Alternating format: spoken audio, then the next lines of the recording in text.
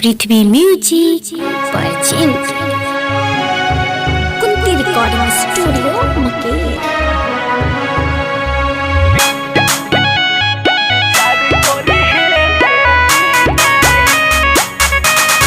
Music by Vishal Yadav, mix by Nitesh Yadav.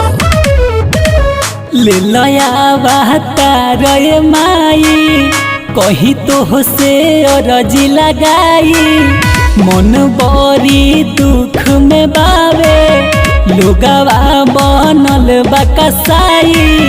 देखिए के जरे लनसाई सब ता बाद में बुझाई।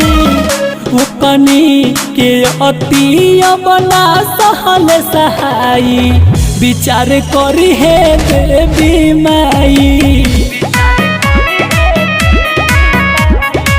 विचार करी है देवी माई।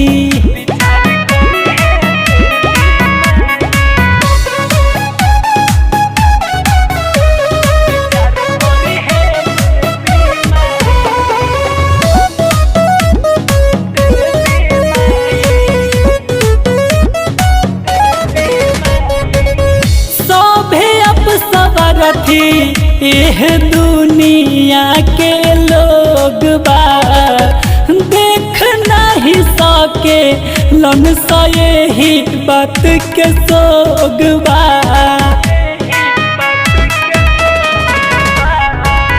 सभे अब सवारथी एह दुनिया के लोग बा देख नहीं सके लन यही बात के सोग बा। कवना करनवा माई हमनी के कैलस पराई, कनी के अति बना सहल सहाई। विचार करी है देवी माई। विचार करी है देवी माई।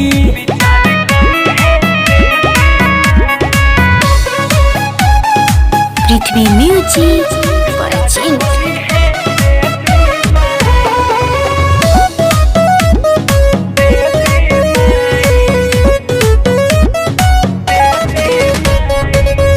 काहे खाती हम निक पीछा तो पागल बाटे, लेवे खाती जान उ तो माई हो हमार लागल बाटे।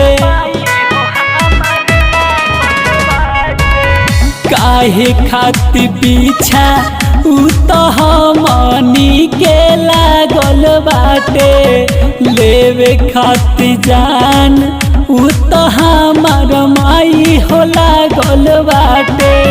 नितेश पमाई अब तारू रे सहारा हो जाई, कनी के अति बना सहल सहाई। विचार करी है देवी माई।